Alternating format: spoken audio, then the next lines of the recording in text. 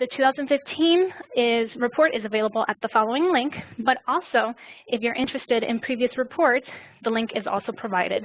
Right now, the 2015 is only available in English, but I do know that the WMO translate these reports into 6 different languages: English, Spanish, Arabic, Chinese, Russian, and French.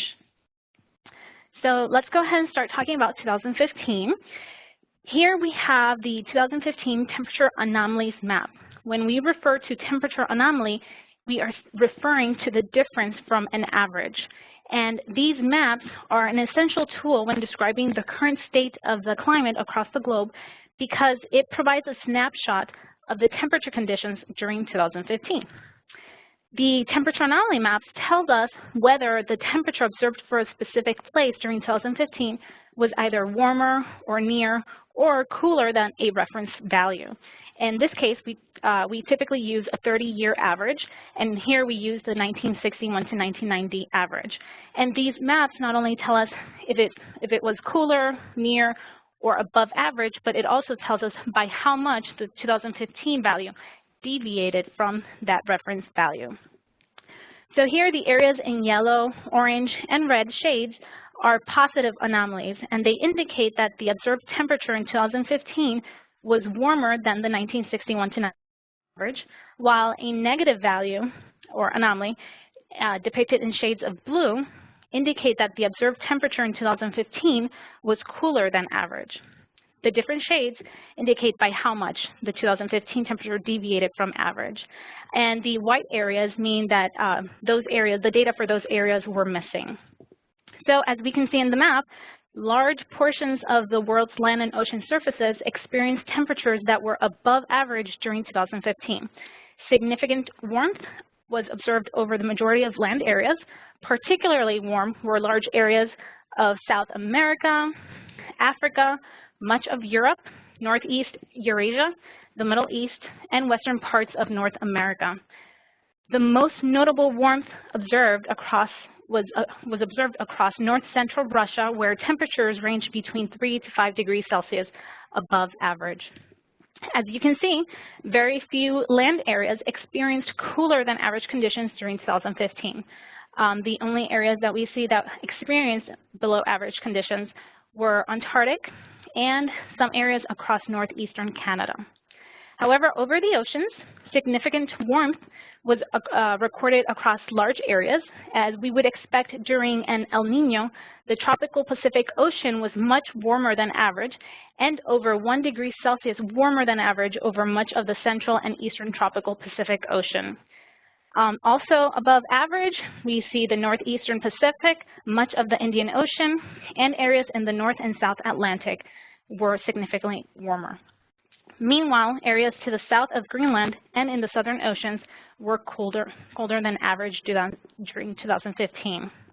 The 2015-2016 El Niño is considered to be one of the strongest on record, comparable to the episodes that occurred in 1982 and 83, also the one that occurred in 1997 and 1998. The presence of El Niño in the tropical Pacific Ocean, not only does it affect global atmospheric conditions by altering weather patterns around the world, but it also temporarily elevates global temperatures. So let's move on to slide 4.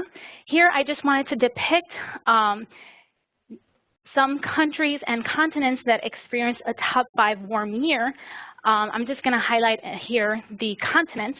North America had its 5th warmest year on record, while South America and Asia, 2015, ranked as the warmest year on record. Europe, Africa, and Oceania had its 2nd warmest year on record. So, as we saw not only in the map, but here as well, significant warmth was observed across the globe during 2015. So, it comes to no surprise that when we calculate the global land and ocean temperature average, the 2015 temperature set a new global temperature record, exceeding the previous record set in 2014 by a very wide margin. And we'll discuss this in a little bit. So the global warmth that we saw during 2015 was a result of the climate change, long-term rise in global temperatures caused by humanity's emissions of greenhouse gases combined with the effects of a developing strong El Niño. The global average land and ocean temperature for 2015 was 0.76 degrees Celsius above the 1961-1990 average, and approximately 1 degree Celsius above the 1850-1900 average. And this period is commonly taken to be representative of pre-industrial conditions. And that 1 degree Celsius is halfway to the 2 degree Celsius limit. So in this graph, we have plotted the 3 major global data sets. While each data set differs in methodology, which can lead to minor differences in temperature anomalies, as you can see, all 3 analyses are in close agreement. Let's go ahead and move to slide 6. The graph here is also depicting yearly global temperatures, departures from average. The height of the bar represents the global temperature anomaly for the year. And each year is color-coded based on the ENSO conditions that were present during the year. So the years colored in red means that an El Niño was present in the tropical Pacific Ocean.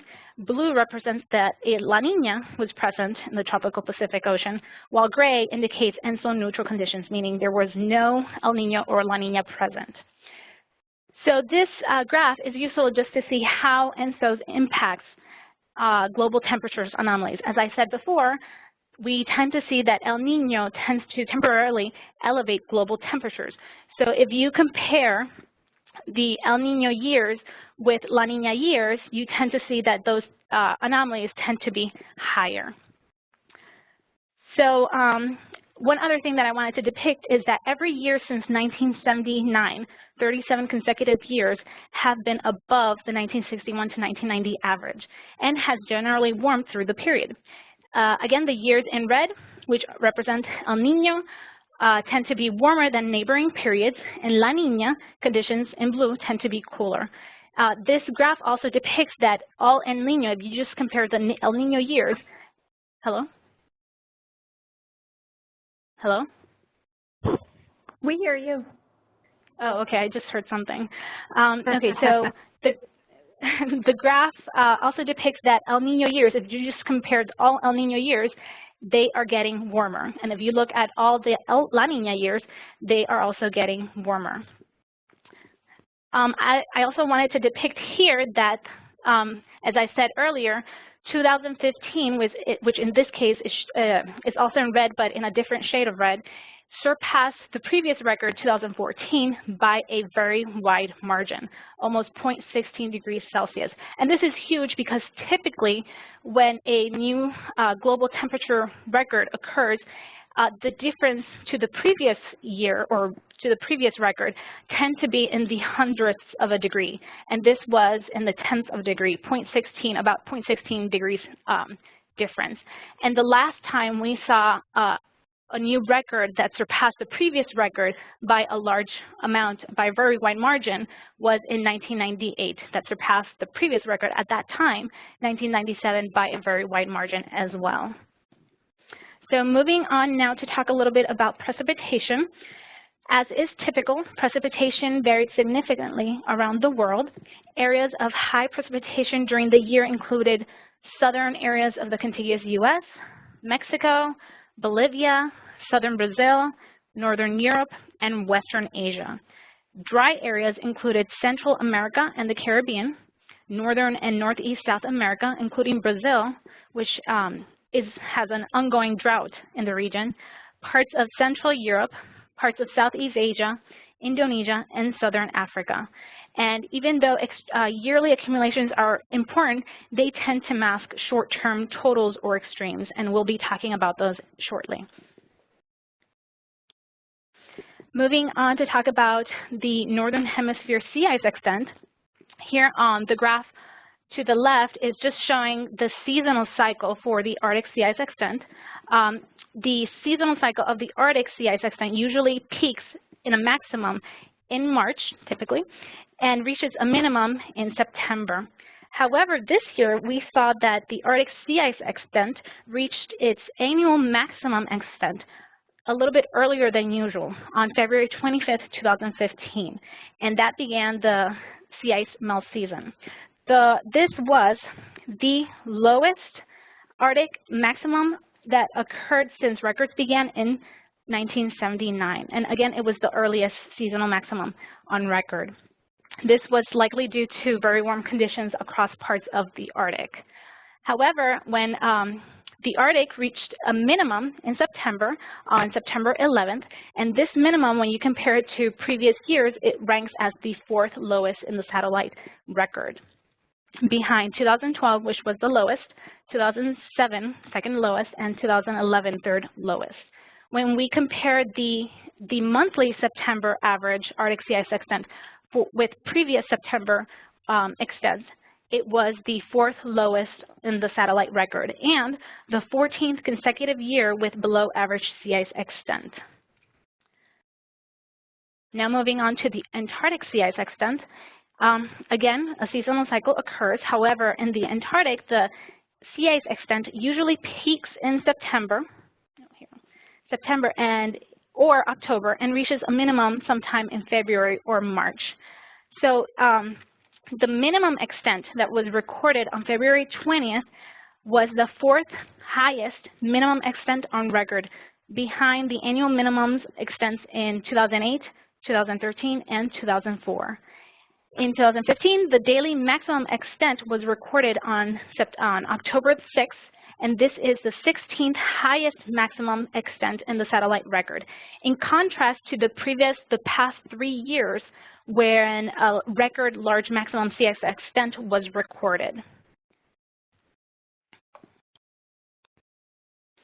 Talking a little bit about the 2014 concentrations of the greenhouse gases in the atmosphere, the reason we talk about 2014 is because there is a lag, a 1-year lag in comprehensive reporting. So next year, we'll have the values for 2015. So here we have the globally average mole fractions of carbon dioxide, here depicted by its chemical symbol, methane, and nitrous oxide, which reached new highs in 2014. Carbon dioxide had 397.7 parts per million, which is 143% of the pre-industrial level, while methane had 1,833 parts per billion, which is 254% of the pre-industrial level and is due mainly to anthropogenic emissions. And nitrous oxide was 327 parts per billion, which is 121% of the pre-industrial levels. So let's go ahead and now talk a little bit about regional extremes that occur throughout the globe. Let's start with the WMO region, Africa. Here we have an annual precipitation anomaly. For the year, we saw that there were some locations across the central and south that had precipitation that was below average. However, we're going to talk about some extremes that occurred throughout the months, throughout the year, and so these are masked when we look at the yearly accumulations. So for Africa, in February, heavy rain affected North Africa in Morocco, one city in Morocco. The normal rainfall is 36. This was Al Hoceima, so I apologize if I said that wrong. In February, so the normal monthly rainfall is only 36 millimeters, but in February of 2015, they observed 206 millimeters of rain that was recorded, of which 88 millimeters fell in just 24 hours on February 18. So that was 6 times the February monthly average. That's a lot. Heavy rain also affected the western coastal region of Libya in September. Flash floods occurred at Sorman when more than 90 millimeters of rain fell in just 24 hours. The monthly average is only 8 millimeters. And then from September to the end of the year, severe drought conditions affected Morocco. In South Africa, 2015 was the driest calendar year on record.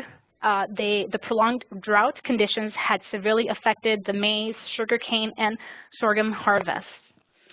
West Africa, monsoon brought significant flooding.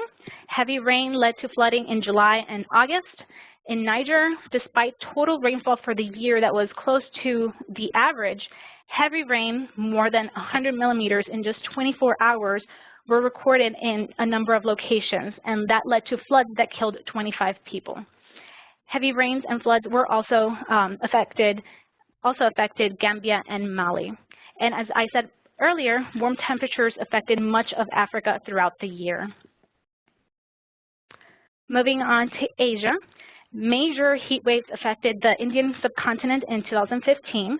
In May, some stations in several cities in India reported temperatures as high as 47 degrees Celsius in late May.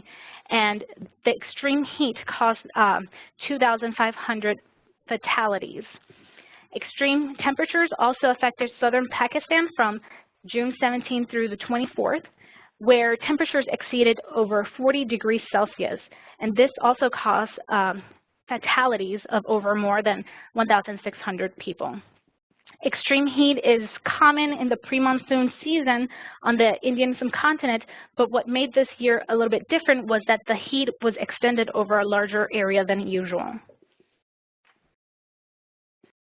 Moving on to South America, reduced rainfall over Brazil and northern areas of South America is common during an El Niño.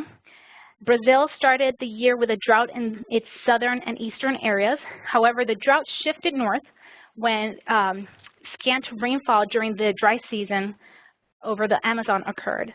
The persistently dry conditions in Colombia and Venezuela had a severe impact on agriculture, raising cattle and hydropower generation during the last quarter of the year. In February and March, heavy rain affected a number of places in South America, including producing floods. A number of long-running weather stations in Argentina broke their February precipitation records. After experiencing unusually warm temperatures throughout most of the year, Argentina experienced a colder than normal spring and its coldest October on record. However, for the country as a whole, 2015 was the second warmest year on record.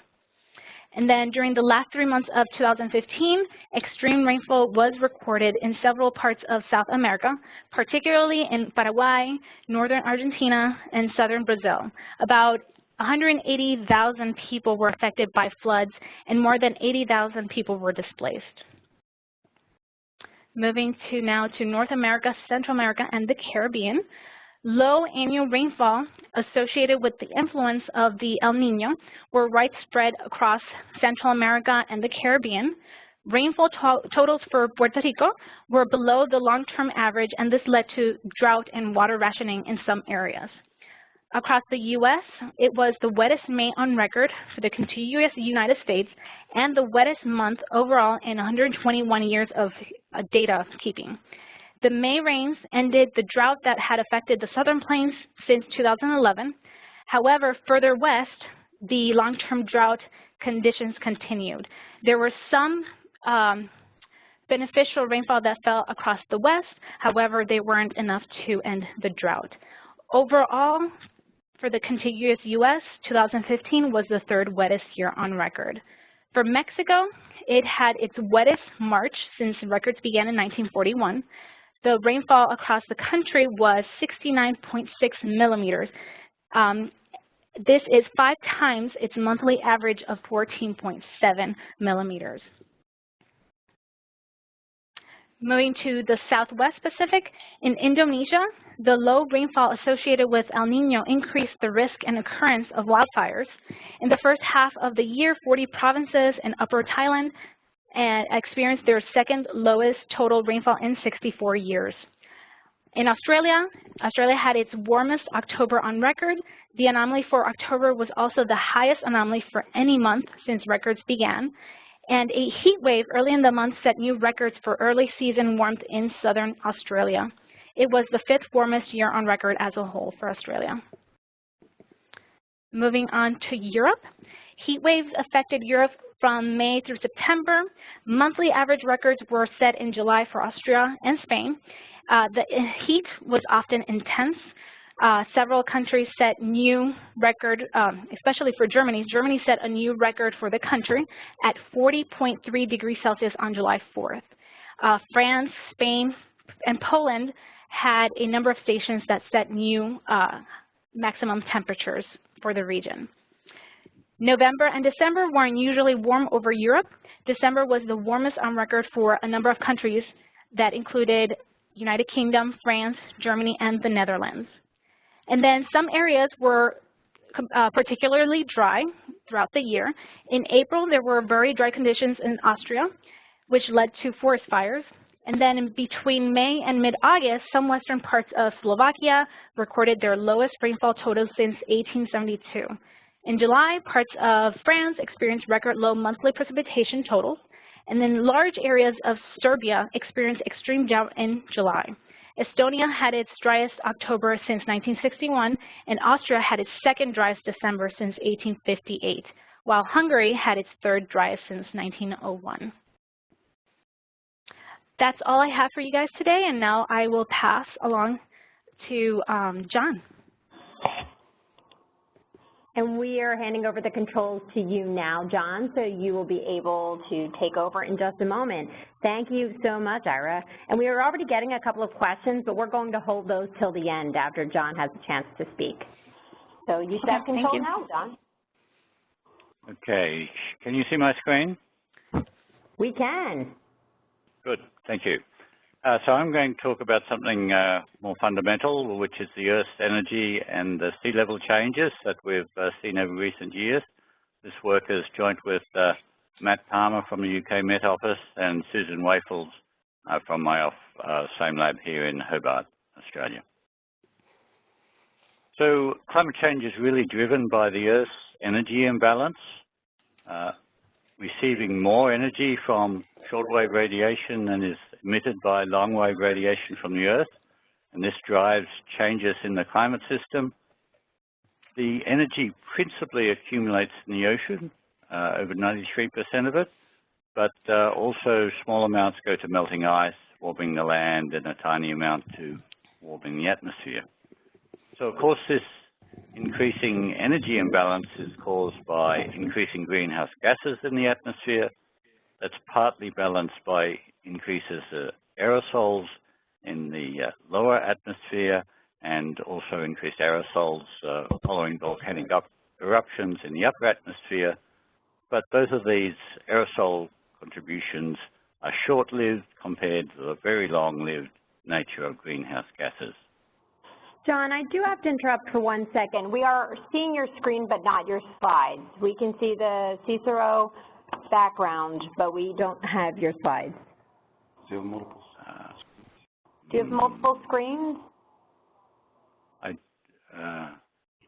So what should I do? Do you have multiple screens on your computer? Yes, I do. Then maybe it's on the other screen. Okay, so Under sharing more, you might be able to select the other screen. Say that again.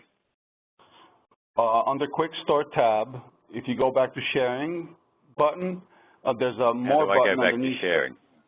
How do I go back to sharing? How about this? We have your slides here. If you want us to run those from our side, we can do that. Do you want to start again? You take back the screen and then... Okay. Okay, we will try that again. And thank you, everybody, for working with us here.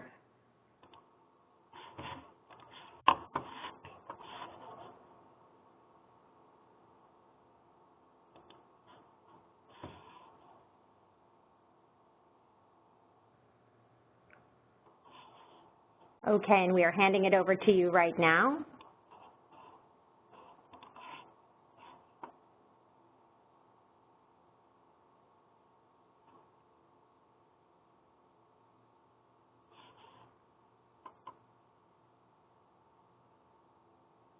Okay, can you see the screen now? There we go. We are up and running. Thank you very much. All right. Okay, so I got to the second slide. I think I should just continue. The main point of the second slide was that much of the energy accumulating in the climate system is in the ocean, and that's driven by the energy imbalance between the incoming solar radiation and the outgoing long-wave radiation. So if the energy is such an important driver of the climate system, how might we measure it? So if you look in climate simulations, climate models, then compare the surface temperature changes at the surface of the Earth with the total Earth system energy imbalance, and you see they are very poorly correlated. So the surface temperature change is not a good indication of the total energy imbalance of the climate system. In contrast, if you look at the right-hand panel, panel B here, then the change in ocean heat storage, measured in watts per square meter, is directly proportional to the Earth's energy imbalance at the top of the atmosphere. So basically, the energy imbalance at the top of the atmosphere is resulting in a warming ocean and the changes in ocean temperatures. So that's in a model. What's it look like over the last 40 years from 1970 to the present?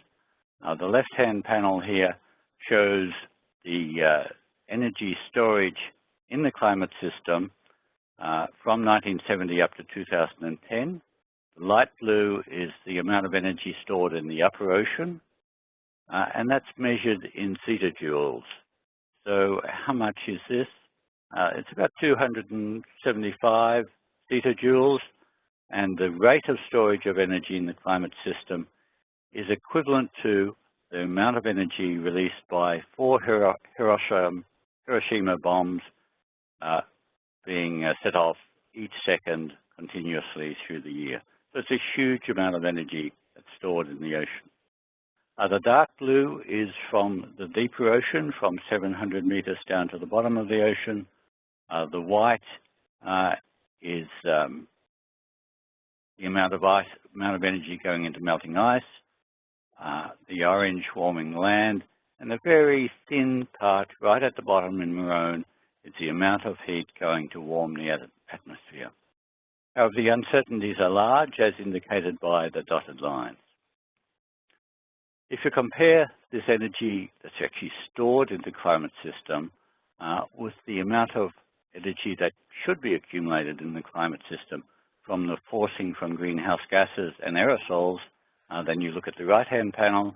The total forcing of the climate system is the black line, going from 0 up to just over 800 by 10 to the 21 joules, 800 zetajoules. The ocean absorbs about a third of that total energy storage. So the greenhouse gases tend to warm the atmosphere. A third of that energy is stored in the ocean, and 2/3 of that is radiated back to space from an warming Earth's surface. So how might we go about measuring such an important quantity into the future, and how might we measure it more accurately? So in the recent years, the Argo program has been developed. This consists of profiling floats freely drifting in the ocean, profiling down to a depth of 2,000 meters, then sending this information via satellite back to land-based stations. We have this data from about 2006. We have a virtually complete Argo array. It's not quite complete in that it doesn't cover areas which are covered by ice, so the Arctic and right near Antarctica, and it does not cover some of the marginal seas. But from 2006, we have essentially complete coverage. 31st of January 2016, there are 3,918 of these floats in the ocean. The next graph slide shows the results from these Argo floats, and is the most important slide in this presentation, so I'm going to spend a little bit of time on it. The top panel shows the surface temperature, firstly for land. So the light gray curves are the average land temperatures from 2006 through to 2016, and you see there's significant variations in land temperature during this period. In contrast, the blue and the red are measures of ocean surface temperature, which are also varying through this period, but are gradually rising, and particularly rising as we saw rapidly during the last year of 2015.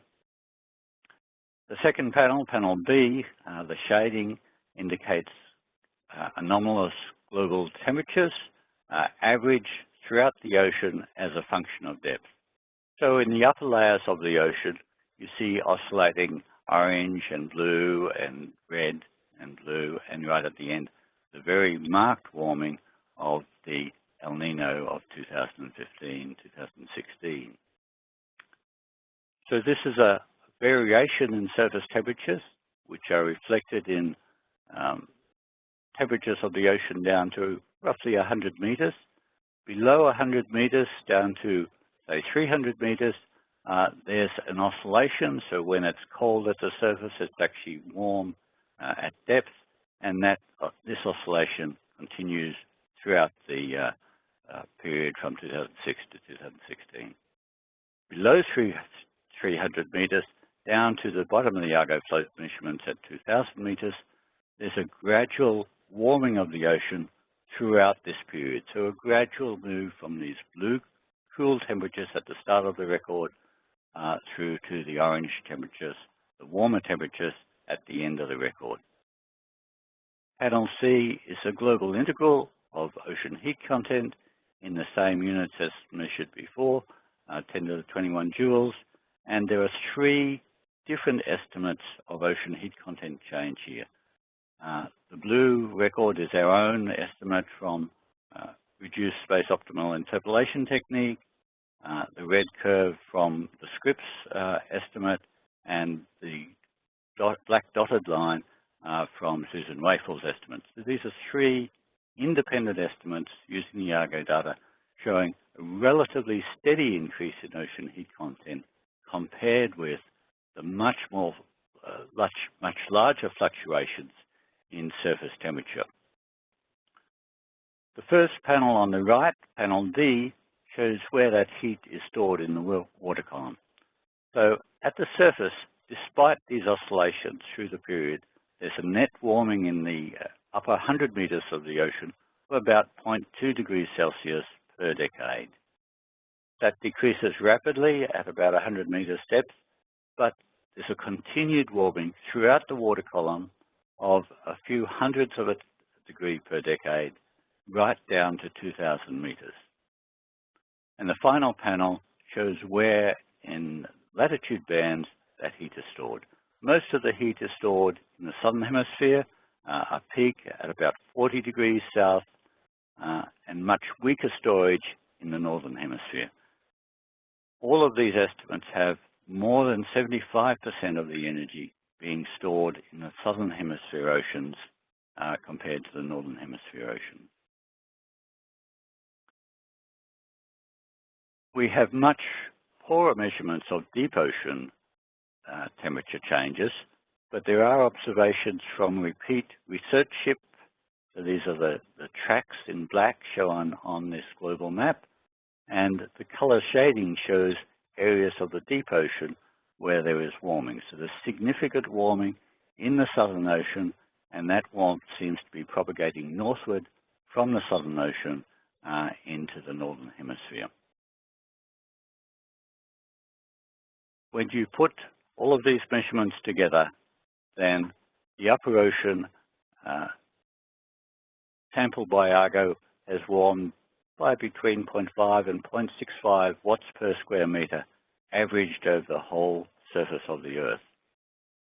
If you put together the Argo observations with the full depth observations, it's about 0.65 to 0.8 watts per square meter. And if you add to that the melting of ice, changes in the atmosphere, warming of the lithosphere, then the global warming is about 0.7 to 0.86 watts per square meter, averaged over the surface of the Earth. The figure shows the results from the CMIP-5 models. These are the models run by the World Climate Research Program participants and used in the IPCC report. The red line and the pink shading shows what happens for essentially unmitigated greenhouse gas emissions, whereas the blue lines and the blue shading shows what happens for strong mitigation of greenhouse gases. The Argo data is shown by the short blue line. It's only a very short record at this stage, just a decade, but there's actually very good agreement between the warming observed from the Argo network together with other observations compared with the climate models which are used to predict climate change during the 21st century.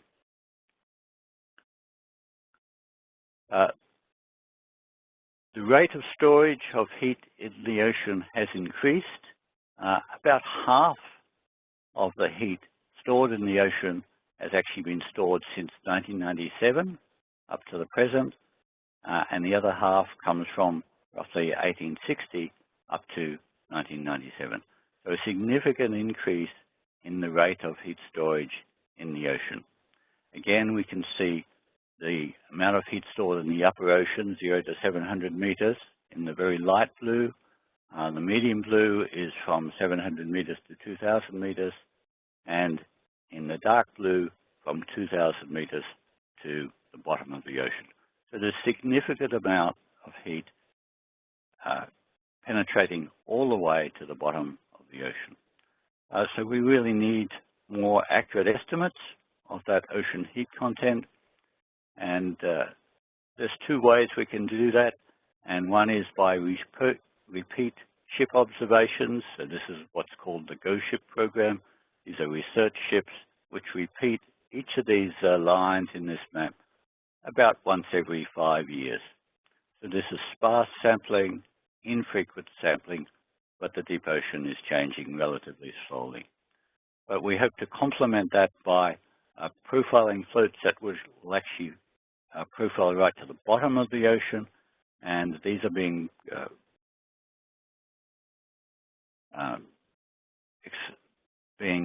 developed at the moment. There's some observations in parts of the ocean, and resources are being gathered to put together a global network of Argo floats measuring the deep ocean that have a lower density than for the upper ocean.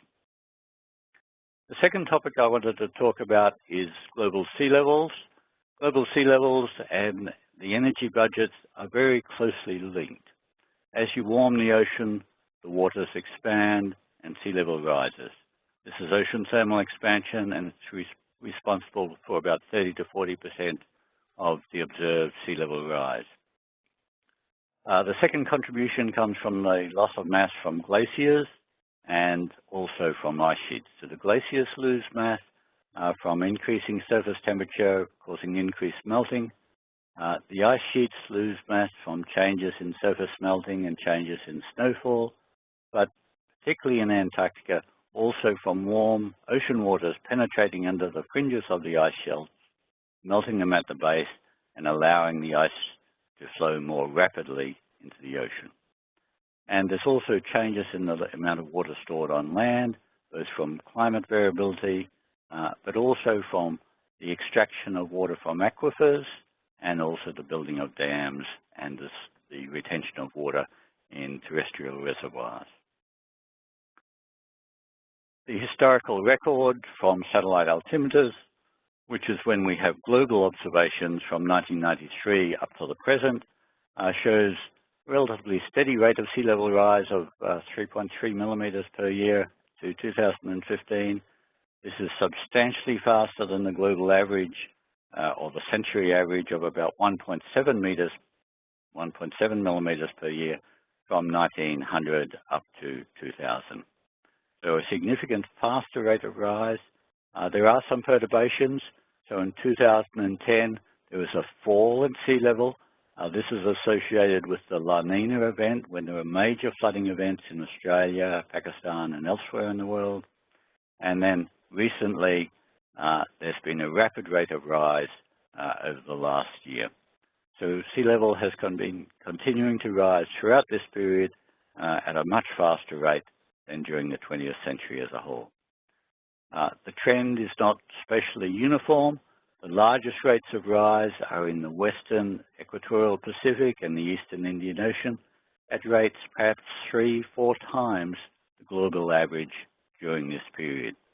In contrast, in the eastern Pacific, the rates of sea level change are close to zero and below the global average. We talked, Ira talked earlier about the strong El Niño of 2015. That's resulted in a significant movement of warm water along the Pacific, along the equator in the Pacific, from the western equatorial Pacific to the eastern equatorial Pacific.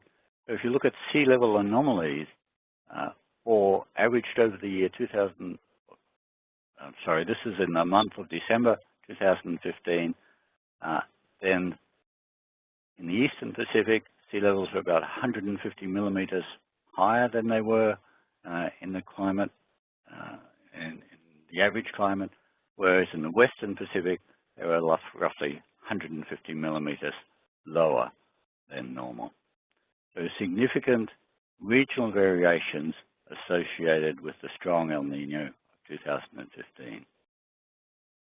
The reason for sea level change, we've already spoken about ocean thermal expansion and ocean warming. That's one of the two largest contributions to 20th century rise. The second largest contribution comes from the loss of mass from glaciers around the world.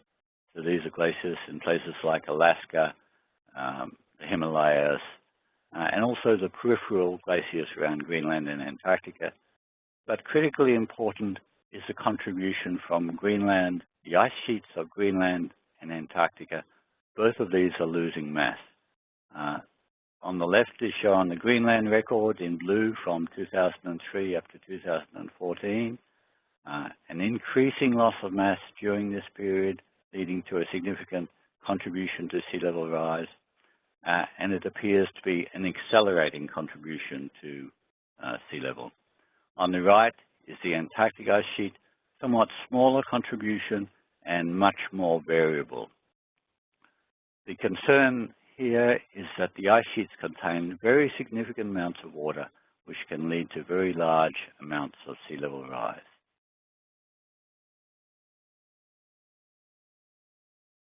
The second last slide looks at what is the cause of this historical rise. If you look at the first panel, panel A on the top left-hand corner, the dotted lines, the light gray lines, are the contributions to sea level as a percentage of the observed rise from both natural variability and also past climate changes. So there were a significant contribution to sea level in the first half of the 20th century. In contrast, if you look at the anthropogenic component that's in the bottom left-hand panel, then if you look at the black curve, it only made a small contribution to sea level rise in the first half of the 20th century, but from roughly 1970 on, the anthropogenic component dominates and contributed 70 to 80% of the observed sea level rise over the last decades of the 20th century. So in conclusion, the ocean heat content is a critical element of keeping track of climate change and understanding the Earth's radiation and sea level budgets. Argo allows much improved estimates of upper ocean heat content, at least for the upper 2 kilometers of the ocean. We need to be able to extend that to full depth by using Argo floats that profile right to the bottom and continued coverage with repeat sections from research ships. The observations show unequivocal warming of the ocean over decades, unequivocal warming of the climate system. This warming of the oceans and the climate system continued through the first decade of the 20th century, when the rate of surface warming slowed. The total heat content of the oceans has increased at a rate commensurate with the model projections of what we would expect. Sea level rise is continuing to rise and continuing to rise at a much faster rate than during the 20th century as a whole. Strong El Niño in late 2015 has resulted in high sea levels in the Eastern Pacific, and this is having impacts on countries like the Western US in California. Contributions from thermal expansion and the addition of mass from glaciers, and importantly ice sheets, are contributing to that higher sea level, and anthropogenic climate change dominates the recent sea level rise. Heat content and sea level are critical measures if we want to keep track of how effective our mitigation of climate change is. But we should note that the climate system is out of balance, the ocean is out of balance, the ice sheets are out of balance, so there is a long-term commitment which will continue to change the climate system well after we stabilize greenhouse gas concentrations in the atmosphere.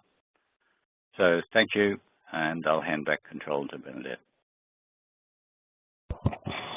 Thank you very much, John. Appreciate that. And we've already gotten a couple of very good questions, so I wanted to jump right into those. First question we had was from Paul Gross in the United States. And he said, and I guess this would be more directed toward John, but each of you could jump into this. Has the negative temperature anomaly south of Greenland been positively attributed to cooling due to the runoff from the melting Greenland ice sheet? And do we know if this is causing any changes to the Atlantic meridional overturning circulation, the AMOC? I would suggest that the cooling is more directly related to changes in the AMOC rather than to the cooling from the runoff from the Greenland ice sheet.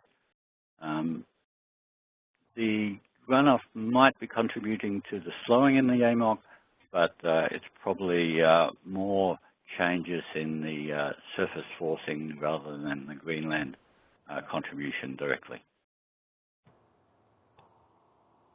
Thank you. And Ira, do you have anything to add to that? I would agree, excuse me, I would agree completely with what John said. I do know that's still an active area of research to better understand what's fully occurring there. Thanks. That was an interesting one I had too, so thank you, Paul, for asking that. Another question we've gotten here, is there a tipping point for oceanic heat? For example, if a certain amount of heat storage is exceeded, the oceans will store less and less of the excess heat, which then will cause the land temperature to increase and accelerate. So is there sort of a tipping point, or could you at least talk to that topic in general, both of you? For the ocean, there's not really a tipping point. It is true, as you warm the ocean, you tend to stabilize the ocean, and that makes it more difficult to get heat stored deeper in the ocean. There's also a nonlinearity in the equation of state. As you warm the ocean, the warmer waters expand more effectively than colder waters, so you get greater thermal expansion. So there's not really a tipping point for the ocean, but there are some critical tipping points, particularly for the Greenland ice sheet. We don't know exactly what the tipping point is, but there's a point where surface precipitation from snowfall or rainfall is less than the amount of surface melting. So once the Greenland area warms such that the surface melting exceeds the amount of precipitation, then you're heading for a long-term decay of the Greenland ice sheet. The Greenland ice sheet contains about 7 meters of sea level equivalent, so you're then committing the world to a very significant amount of sea level rise. It's a slow process, but you are talking about the order of meters over centuries. There's also an important point with Antarctica. Melting below the ice shelves of Antarctica can create a circumstance where the outlet glaciers from Antarctica continue to flow into the ocean. There are suggestions that we've already, in parts of Antarctica, committed to an ongoing contribution from the Antarctic ice sheet, but how that will evolve is something that's still being researched and is poorly understood. But potentially, again, there's a large long-term implication from warming of the ocean, melting the ice sheets, and a contribution particularly from the West Antarctic ice sheet, which could mount to meters over centuries.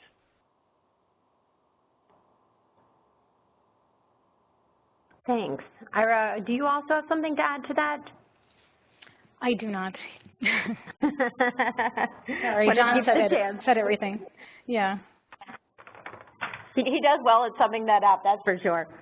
And yeah. I had a question while we have you on the phone, John. You know, we're hearing a lot about the funding to Australia's CICERO program and what that could do for the Argo floats. And, you know, you spent a lot of time, even in your presentation, on the importance of these Argo floats and how much they're telling us. And this is just the beginning of so much that we need to learn. So for what you're allowed to talk about, could you tell us sort of where the future is going with this, at least from what we do know, and what has transpired over the last couple of months? Yes, so I can only say a limited amount on this. Certainly the climate program within CSIRO is under very significant threat from decreased funding and decisions within CSIRO to change priorities. Many of the people within the current climate program are likely to lose their positions. We're told the Argo program itself, Australia's contribution to that, is likely to continue, but there are many other aspects of our climate research in CSIRO which will either be completely cut or significantly cut. So there will be a major reduction in contributions to international climate research from Australia. We are hoping to retain as much of that as we can, and so people like myself are arguing that case.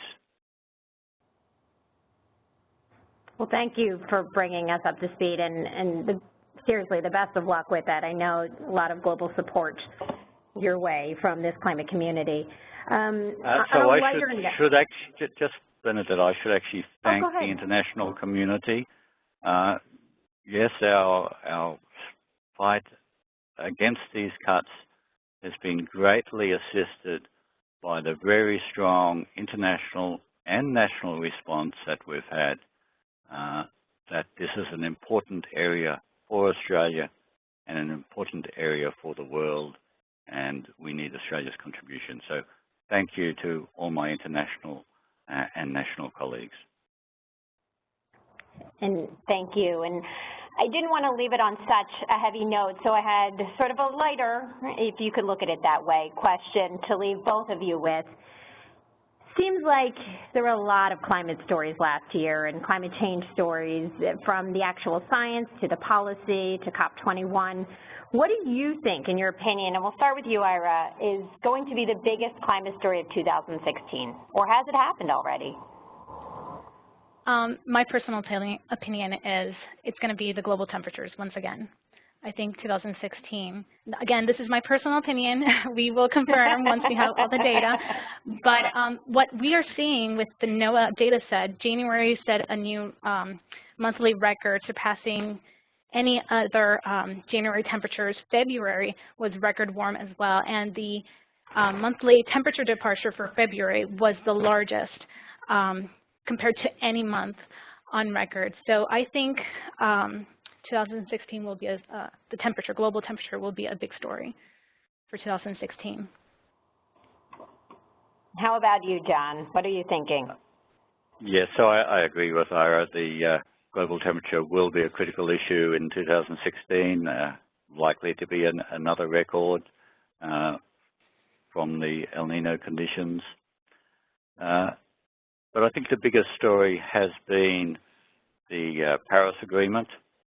Mm-hmm. This was, I think, great news for the planet, that the world has agreed that we need to act, but now we actually need to make sure that that agreement applies and that people actually do live to their promises and actually ratchet up their commitments to mitigation to get to the required well below 2 degrees and hopefully to 1.5 degrees Celsius but we will need to track that carefully, and that means continuing to observe the climate system and continuing to model it. Well, thank you both. We really do appreciate your time today, and thank you for everybody who participated in this. As I wrap this up, I just wanted to leave you with this. Here are the new graphics that we sent out in the package of content yesterday, covering a lot of what Ira and John talked about today. We would love your feedback on this. This is the first collaboration we've done with the WMO in sending this out, and we do have more in the works. So we want to know what best formats and content there is for you out there. So you can always reach me at bplackey@climatecentral.org. The information for my email and Michael's and Claire's is in the email that we sent you yesterday. Also wanted to leave you with one more slide here. For those who may not know, and I can't imagine not knowing, tomorrow is World Meteorological Day. It is a big day, so happy World Meteorological Day to everyone involved. And this webinar is being recorded and will be posted on our archive site of workshops and webinars. You can find the link at the bottom right there. And there's a lot of other great information on that page from previous webinars and workshops that we've hosted. So thank you everyone for your time today, and go have a great, wonderful day or night for you in Australia, John. Thank you.